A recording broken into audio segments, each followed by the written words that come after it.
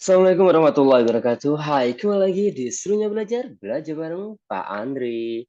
Terima kasih sudah sampai di video ini ya. Kita akan melanjutkan pembahasan untuk soal latihan ASPD Kota Yogyakarta Bahasa Indonesia paket A dari nomor 21 hingga 30. Langsung saja kita mulai. Nomor 21, pertanyaannya adalah tentang amanat penggalan cerpen. Amanat itu adalah pesan yang bisa kita ambil dari tokoh yang ada ya.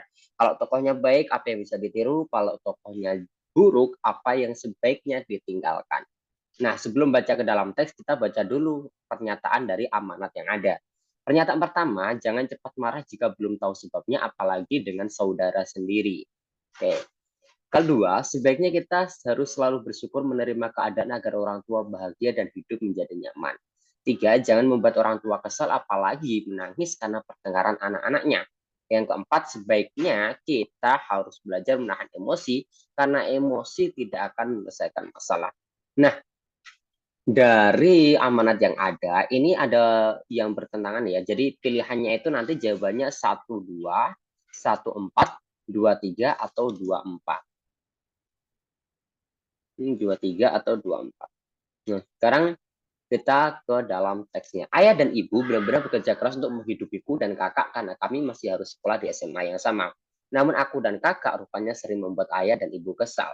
Sebagai kakak beradik kami sering merasa tidak puas dengan keadaan. Tiada hari tanpa bertengkar. Ini sangat sering tidak puas dengan keadaan, berarti kurang bersyukur ya. Sampai-sampai ayah dan ibu menangis bila pertengkaran kami yang tak kunjung usai. Kadang aku menjadi tidak betah di rumah.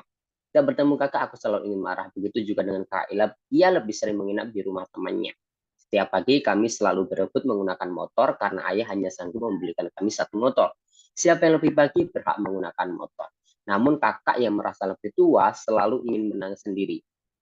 Ya, selalu ingin menang sendiri. Bagaimanapun dia ingin selalu menggunakan motor. Itulah yang membuat orang tua kami kesal.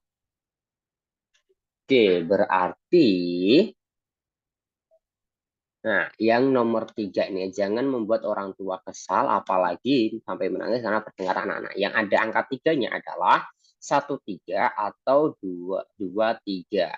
Nah, 1 dan 3 ini kan yang dibandingkan, berarti jawabannya 2 dan 3. Karena jawaban 1-3 itu nggak boleh ya. Jadi jawabannya itu 1-2-1-4 atau 2-3-2-4. Berarti jawabannya 2-3. Yang C.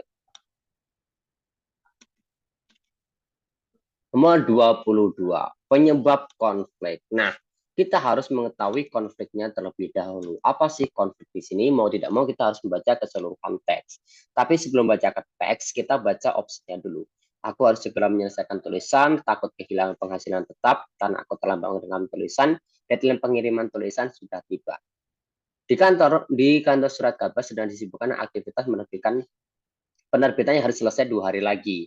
Semua karyawan berusaha segera menyelesaikan tugas-tugasnya agar tepat waktu. Secara rutin, aku memang selalu mengirimkan tulisan ke kantor tersebut. Tiba-tiba aku dengar telepon berdering, ini adalah telepon kesekian kalinya. Pastilah redaktur koran meminta agar tulisanku segera dikirim karena deadline sudah tiba. Oke, berarti penyebabnya adalah deadline udah tiba ya. Dia kan agar percetakan dipercepat, tidak. Nah, karena kalau tidak dia akan kehilangan penghasilan tetap. Nah, konfliknya kan di sini. Apa yang menyebabkan konflik adalah deadline pengirimannya yang sudah tiba. Nomor 23 yang ditanyakan adalah akibat konflik. Nah, cerita ini pernah muncul ya. Di sini maaf saudara Nathan, ini bukan masalah lama atau tidak lambat, tapi konsistensi. Nah, apa yang ini proyekmu digantikan oleh saudara Arkan? Berarti akibatnya adalah proyek Nathan digantikan orang lain. Nomor 24. Yang ditanyakan adalah perbedaan pola pengembangan. Oke, di sini ada pengenalan, orientasi, perumitan masalah, perhitungan masalah, dan penyelesaian masalah. Dengan di sini ada perumitan, penyelesaian, pengenalan, dan perumitan. Oke, kita lihat di sini harus hati-hati, ada kata diawali dengan, berarti kita cukup baca bagian awal aja. Itu biasanya 1-2 kalimat pertama. Sejak kecil, Angga sudah tertarik dengan olahraga bidang basket. Nah, kalau di sini pria itu akhirnya malu dengan reaksi berlebihan sebelumnya. Namun kemarahan berlanjut dan melihat kotak itu kosong. Berarti di sini ada perumitan masalah. Di teks 1 ada pengenalan. Jawabannya pengenalan dan perumitan. Yang A. 25. Yang ditanyakan adalah perbedaan struktur. Nah, bersama ya tadi pengenalan ini orientasi itu sama aja sebenarnya. Di sini orientasi, resolusi, orientasi itu bagian awal, resolusi itu penyelesaian, klimaks itu puncak masalah. Koda itu adalah perubahan watak ya. Tapi di sini ada diawali dengan. Berarti kita juga cukup baca bagian awal aja. Dahulu kala hiduplah seekor burung bangau dan anjing. Berarti ini orientasi. Sang suksa sangat bangga dengan tanduknya ini, tapi membenci kakinya yang kurus tinggi. Berarti komplikasi, orientasi dan komplikasi. 26. Yang ditanyakan adalah perbedaan penggunaan bahasa.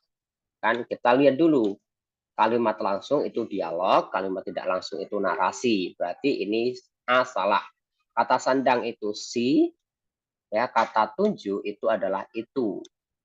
Berarti jawabannya yang B.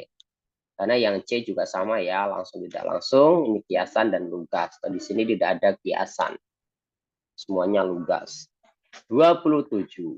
Bukti latar kutipan terdapat pada kita tinggal nyari bukti latar aja ya. Bruk ini jelas enggak ya. Mobil yang kemudian masuk ke jurang. Ini udah dapat ya latarnya di jurang. Berarti 2 yang ada duanya 2 dan 6. Tapi kalau mau lebih yakin kita cek dulu nomor 6. Kamu di rumah sakit. Betul kan? Berarti 2 dan 6. 28. Yang ditanyakan adalah bukti watak Cimut ceroboh. Berarti kita fokus aja pada tokoh Cimut. Bagian awal ini nggak perlu dibaca karena di sini udah ada nomor di paragraf kedua. Di tengah perjalanan dia melihat air kolam yang sangat jernih. 1 salah ya. Berarti jawabannya 24 atau 34. Yang nomor 4 udah pasti betul. Ya kan? Berarti tinggal baca 2 dan 3. Tanpa pikir panjang. Nah ini udah pasti nih. Tanpa pikir panjang itu berarti orang yang ceroboh. Berarti jawabannya 2 dan 4. 29.